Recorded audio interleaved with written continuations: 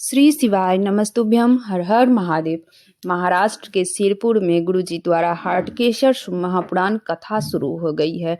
ये कथा 7 दिवसीय शिव महापुराण कथा है। ये कथा 1 दिसंबर से 6 दिसंबर तक 1 बजे से 4 बजे तक आस्था चैनल यूट्यूब के माध्यम से देखी जा सकती है। आज की कथा बहुत ही रोचक जानकारियों से भरपूर थी।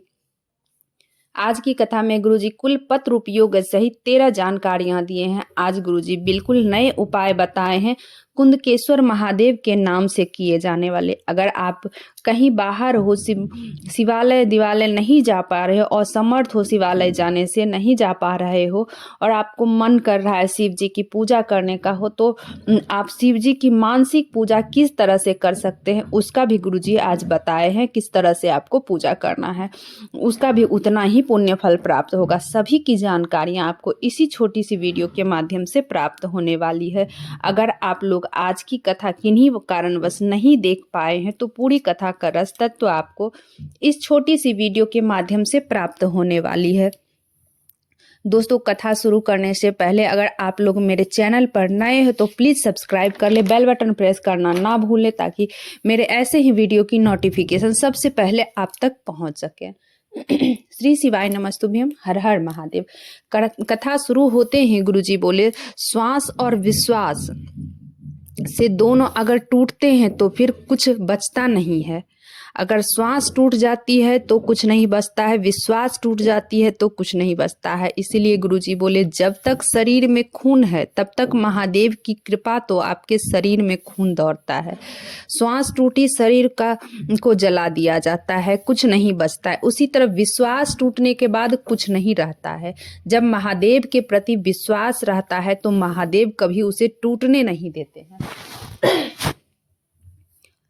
बढ़ते हैं आज की कथा की अगली जानकारी की ओर। मंगला जी का पत्र आया। उन्होंने कहा, मैंने नासिक 2002 में आपकी कथा सुनी। वहाँ की मिट्टी वहाँ से उठा के लाई। मेरी बेटी सरकारी नौकरी की तैयारी कर रही थी। उसी मिट्टी का शिवलिंग का पूजा की थी।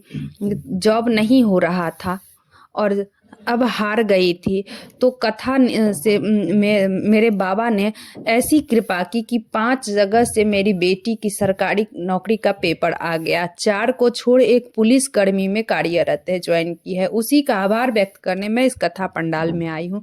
बढ़ते हैं आज की कथा की अगली जानकारी की। बचपन गया जवानी आया, जवानी गई अधेरी आया, अधेरी गई बुढ़ापा आया। अब कौन सी घड़ी कौन सा क्षण आपकी आखिरी सांस है, इसलिए कुछ क्षण महादेव के चरणों में समर्पित कर दो। बढ़ते हैं आज की कथा की अगली जानकारी की ओर। आज गुरुजी पंडित प्रदीप मिश्रा जी बोले, स्त्री से बड़ा त्यागी कोई नहीं। संत सेना कितना भी बड़ा हो संत हो, स्त्री से जितना त्याग करती है उतना कोई नहीं। गुरुजी बोले, कोई बता दे कि स्त्री कोई भी व्रत अपने लिए करती है तो नहीं, अपने पति के लिए, परिवार के लिए, बच्चों के लिए व्रत करती है। बढ़ते हैं आज की कथा की अगली जानकारी की ओर। सुभाष जी का पत्र आया। गुरुजी, मेरी आयु 70 वर्ष की है। मैं सीहोर की रुद्राक्ष की क्या वर्णन करूं। मेरी शुगर की बहुत हाई लेवल हो गई थी। मैं सीहोर की रुद्राक्ष को गला के शिव जी पे जल चढ़ा के आचमन करता। आज मेरा शुगर 120 पर आ गया है। उसी का आभार व्यक्त करने में कथा पंडाल में आई हूँ। बढ़ते हैं आज के कथा की अगली जानकारी की ओर। गुरुजी बोले, किसी भी प्रकार की संघर्ष हो करना है आपको, अकेले किसी को अपने संघर्ष में मत शामिल करो। जब आपको सफलता मिल जाए तो आप किसी को बुलाओ या ना बुलाओ, सब आपके पास आएंगे। बढ़ते हैं आज की कथा की अगली जानकारी की ओर। पार्थिव शिवलिंग की आराधना कैसे करनी चाहिए। शिव जी की आराधना आप जब कर रहे हो तो आपके थाली में कुछ अगर नहीं भी है तो निराश नहीं होना चाहिए, मन छोटा नहीं करना चाहिए, क्योंकि महादेव दिल से किया गया पूजा, दिल से किया गया 1 लोटा जल भी समर्पित कर दो तो वो भी महादेव स्वीकार करते हैं। बस दिल से होनी चाहिए, करनी चाहिए, किसी से कुछ भी मांग के पूजा नहीं करनी चाहिए। बढ़ते हैं आज की कथा की अगली जानकारी की ओर। सोनी जी का पत्र आया। मेरा बेटा अचानक चलना फिरना बंद कर दिया गुरुजी।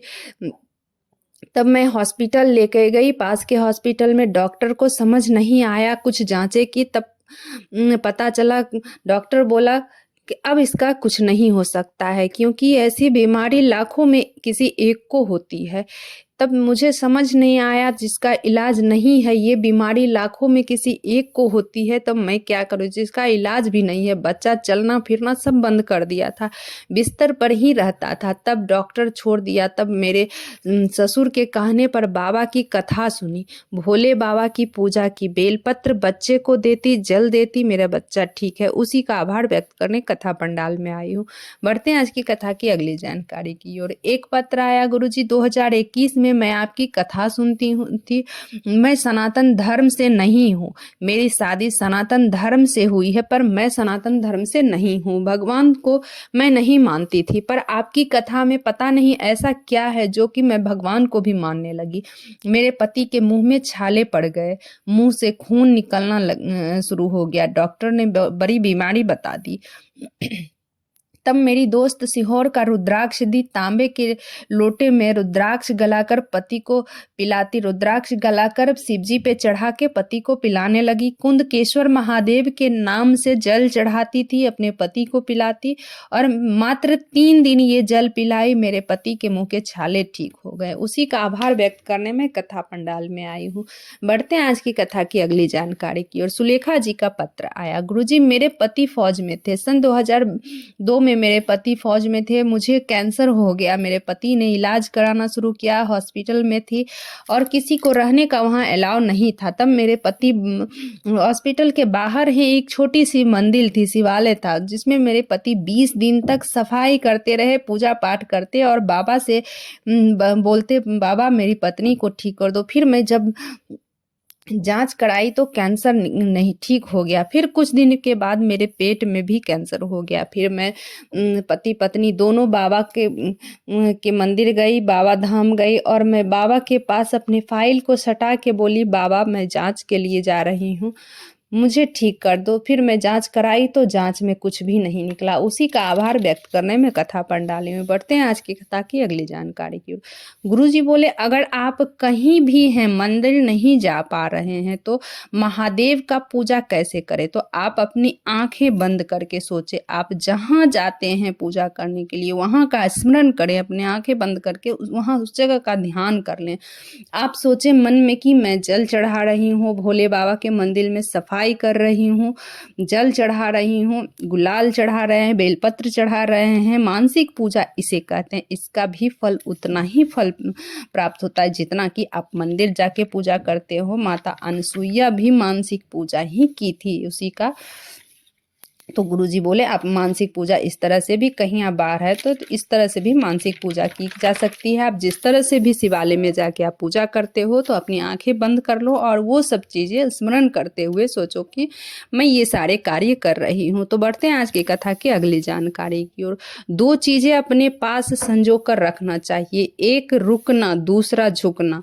जब कोई गलत कार्य करने जा रहे हो तो थोड़ा रुक जाओ, जब झूठ बोलने जा रहे हो तो थोड़ा झुक जाओ। अपने आपसे अगर कोई गलती हो जाए तो थोड़ा झुक जाओ, गलत कार्य करने जाओ तो थोड़ा रुक जाओ। बढ़ते हैं आज की कथा की अगली जानकारी की ओर। अगर आप महादेव की पूजा अर्चना कर रहे हो, तो अगर आपसे कोई बोले कि आप मेरे साथ चलो, आपकी सारी मनोकामनाएं पूर्ण करवाऊंगी, ये बाबा के पास चलो, ये बाबा, तो ऐसी गलती कभी मत करना है। हरि विठ्ठल के शरण में हैं आप, दिल से की गई पूजा, विश्वास से की गई पूजा हरि विठ्ठल कभी निराश नहीं होने देते हैं, कभी निराश नहीं करते। इसीलिए कहते हैं मत भटको, महादेव के शरण में जाओ। गुरुजी आज आगामी कथा की जानकारी देते हुए बोले, 9 दिसंबर से 11 दिसंबर तक त्रिवेणी शिव महापुराण की कथा दुबई में होगी। 15 दिसंबर से 21 दिसंबर तक मेरठ उत्तर प्रदेश में अगली कथा होगी। 24 दिसंबर से 30 दिसंबर तक लखनऊ में उत्तर प्रदेश में अगली कथा होगी। श्री शिवाय नमस्तुभ्यम। हर हर महादेव।